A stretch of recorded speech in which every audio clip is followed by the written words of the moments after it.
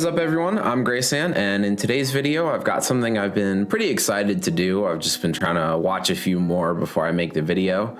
Today is the rom-com anime tier list. Got almost 30 rom-coms here. Pretty excited to do this. Rom-com is definitely one of my favorite genres. You know, when you've got great anime like Love is War and some others out there, how could it not be?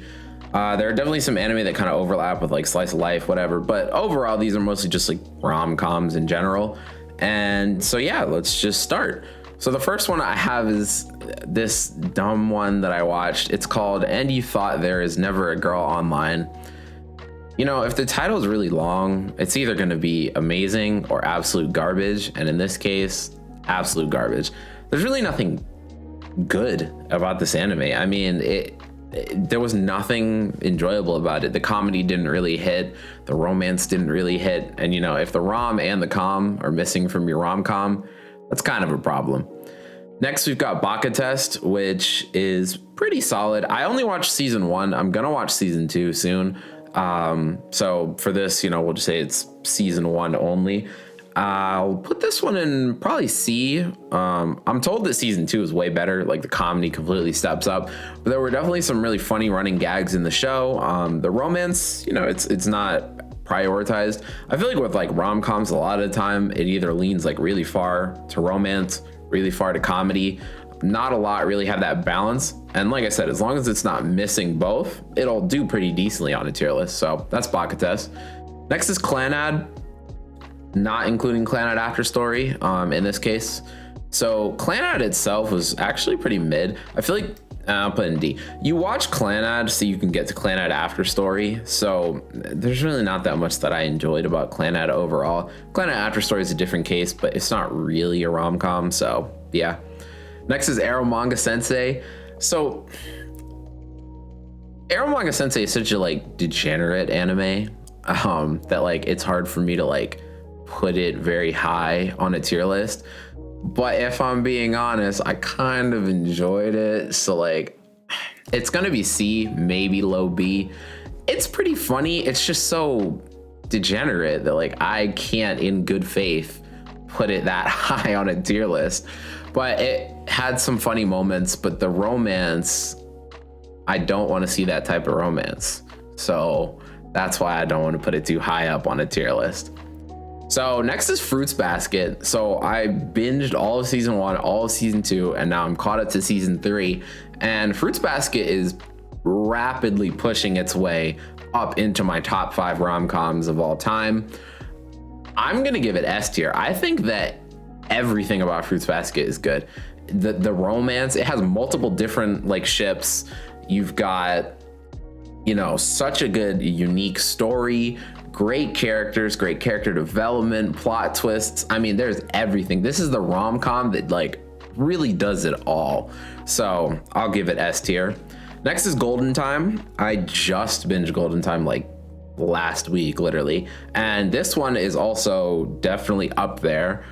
It was so refreshing to have a rom-com set in college. You know, everyone is like an adult basically, which was really nice. And then the plot is good. Amnesia is such a powerful anime tool, I swear. Give a character amnesia and all of a sudden you can make like B tier story move up to A or S. Like amnesia is such a powerful tool when it comes to anime. So Golden Time, A tier. Next is Horimiya. So here's my complaint with Horimiya. It's so rushed. I started reading the manga and like after I finished the anime, and I remember watching the anime and maybe 5-6 episodes in, I was texting my friend about it and I'm like, yo, is it just me or is this anime going really, really fast? And he's like, yeah, bro, like the relationship going mad quick, whatever. And I was like, you know, this is actually kind of refreshing because a lot of the times these rom-coms, they're just like, oh, you know, these two like each other clearly. Now wait 4 seasons before anything happens. No, Horimiya. That's my brother. Anyway, Horimiya was so quick that at first I was like, oh, this is pretty refreshing. But eventually it reached the point where I was just like, yo, too fast, slow down, pump the brakes. So I think that it could have been A, maybe S tier. I'm gonna put it in B just for the pacing because you can't go that fast where like eventually you're just like, bro, I don't really understand how the relationship got to this point. That's when it kind of starts to fall apart. But overall, it's really, really good. I recommend reading the manga if you want the full experience, but it's a solid anime. Next is Love, Chunibyo and Other Delusions. This is B as well. Really funny. I got some great laughs out of it. The romance is cute. So overall, just B tier, not too much to say about it. Next, we've got Love is War, which to me is the #1 rom-com out there. The perfect balance of romance and comedy. The show can have you crying from laughter. You can have those aw moments from the romance.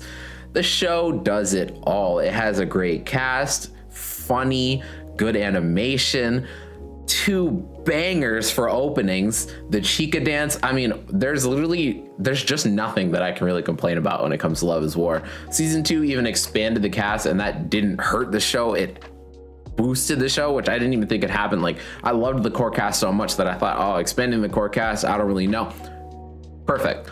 The OVA came out recently, and it was one of the funniest anime episodes I've ever watched. This is an S tier rom-com right here.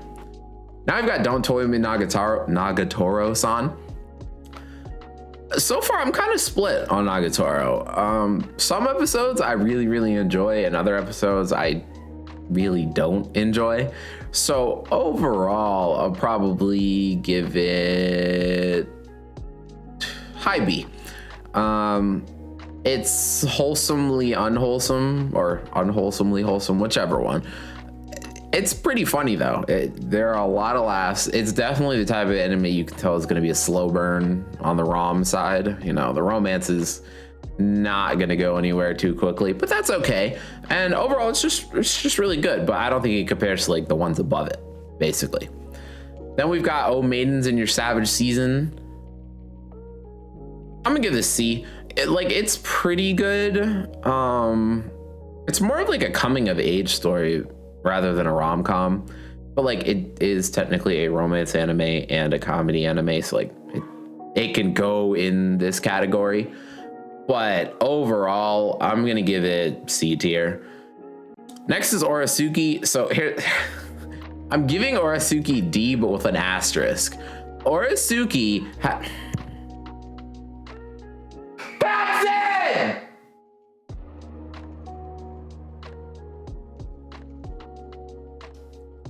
Anyways, with that out the way, Oresuki has one of the funniest running jokes in any anime I've ever seen. You could just watch maybe episode 1 and 2 to get the real joy from that running gag where it's this guy, he ends up on a bench and hilarious things occur on that bench. Just seeing that bench is enough to make you laugh after you've seen this show. Other than that, it was really bad. It was not that good. But that running joke, it's an S tier running joke in a D tier anime. Then there's Osamake, the rom-com where the childhood friend won't lose. And like I've said, if the title is really long, it's either going up here or it's going down here.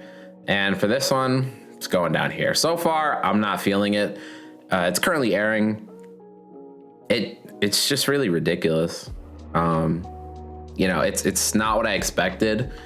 And, sometimes having your expectations flipped upside down is a good thing.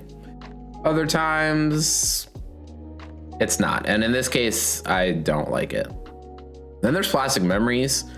This is one of those, painful rom-coms. I don't know why that's a thing, but it is. So definitely give Plastic Memories, I'll give it a B. It's a B tier anime, but ouch, it really hurts the heart. Quintessential Quintuplets is it's an A or S tier rom-com. It's great. It's wholesome. It's harem. It's got a harem technically. Each one of the characters is great. Good story. You really do want to know who's gonna win. Really good anime. Season 2 was amazing, so I'll give it A tier. Rascal Does Not Dream of Money Girl Senpai is S tier. Although I will say I don't really see it as a rom-com that much. there are comedic moments to the show, but it's a lot more of like a slice of life drama anime more than anything. But you know, it's listed as a rom-com, so I put it on the tier list, but it's such a good anime. But like Plastic Memories before it, it's a painful anime. You come for the money, girl, you leave with the tears. So, but S tier overall. Then we've got Recovery of an MMO Junkie, F tier. I did not enjoy it. It's just.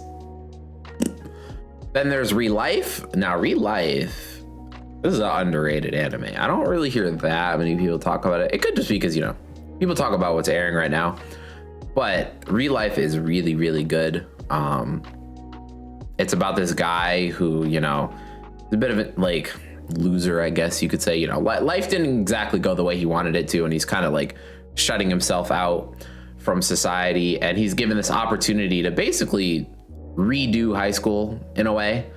And by doing that, if he completes that program and becomes like a better person, he'll get a job at the end. That's like the base plot, but it ends up being like so much more enjoyable than you would think. It has a really good romance story to it. It has everything you would want, and it's kind of emotional as well. So overall, it's just a really good anime. Then there's Rent a Girlfriend. Everyone I've heard talk about Rent a Girlfriend is so divided. It's either, yo, this is absolute trash, or no, that's really good. And I lean on the really good team. I really enjoy this anime. People hate the main character, Kazuya. I kind of get why, but at the same time, I think he's all right. You know, he's not that bad. Plus, you don't really watch the show for him anyway. So, and it's funny. It's funny. So, A tier, I think. Snafu is S. A great story, great characters, great character development. It tells, you know, it's a finished anime at this point, and you know, from the beginning to the end, the development that you go through, the romance, the comedic elements to the show, there's just everything that you need. So these are the S tiers, definitely. Then there's When Supernatural Battles Become Commonplace. Again, long title. Nothing really that good about it. I only watched it because I saw a clip on Instagram that looked funny. I got to that clip, laughed, and then I was just like, I guess I'll finish it because I'm this far into the show, but it wasn't very enjoyable. Bottom tier character Tomozaki, though. Now, here's an underrated anime. I'm going to give it like the top of B, maybe like A-, but this anime is like, if there's a snafu shaped hole in your heart and you need something along those lines, consider checking out bottom tier character Tomozaki. Then there's Tonikawa, Over the Moon for You. So wholesome. A. It's really, really good. It's wholesome. It's funny. You've got two great characters, and there's an actual relationship going on, which, like I said, some of these rom-coms, they really go in circles before anything actually happens. So Tonikawa A. Toradora. So I didn't rewatch it, but like I rethought Toradora, and it might not have been as good as I thought it was. I think I might have slightly overrated it when I originally watched it. I used to think it was like S tier. Now I think I'll put it right here, like right behind Nagatoro, right in front of Nagatoro. Everything above it I think is better than it. I used to think that it was like one of the best rom-coms like ever, you know, but I don't really feel that way anymore. I think that there are some pretty glaring flaws to the show, but it also tells a great story and has some amazing character development, so it's not like it belongs in the bottom tiers. No pun intended. Then there's Suriduri Children, or Surizuri. I'm not really sure. If you search up Suriduri Children, Google says, did you mean Surizuri Children? So anyway, this one's kind of like, it's like a collection of shorts of a whole bunch of different relationships, and they're all pretty interesting and cute, and it's a very wholesome show. I give it A tier. Next is My Next Life as a Villainess, All Routes Lead to Doom. This is more of an isekai than a rom-com, but it has rom-com elements to it. Really underrated show. I'll give it top of B. And then finally is Watakoi. I don't exactly know how to pronounce it. Love is Hard for Otaku. B. I think the only reason this anime gets a B tier for me is like it's not very relatable or anything, because it's like adults in the workspace trying to like have a relationship, whereas like, you know, everything else from like college and below, I could kind of understand like the dynamics behind the romance and the comedy, whereas a lot of the jokes and the romantic elements of this anime are definitely more directed towards like adults, and I am not an adult who has a full-blown career, so I can't really relate to it. But overall, it's really enjoyable, and it's wholesome, and it's got 4 great characters. So, you know, it doesn't belong in the low tiers, but it's, you know, I think where I put it is the best place to put it. Overall, rom-coms are just so good. I mean, when you have stuff like Love is War, Bunny Girl, Fruits Basket, Snafu, Quintessential, like everything in S and A, these are things that you could easily recommend to almost anyone, and they're probably going to get some enjoyment out of it. And then the B's, the C's are, you know, it's more for the people who really enjoy rom-coms. And then D and F, like I just say, just avoid it. But overall, you know, that's my rom-com tier list. I hope you enjoyed the video. If you did, like goes a long way to support the channel, and subscribe for more anime content.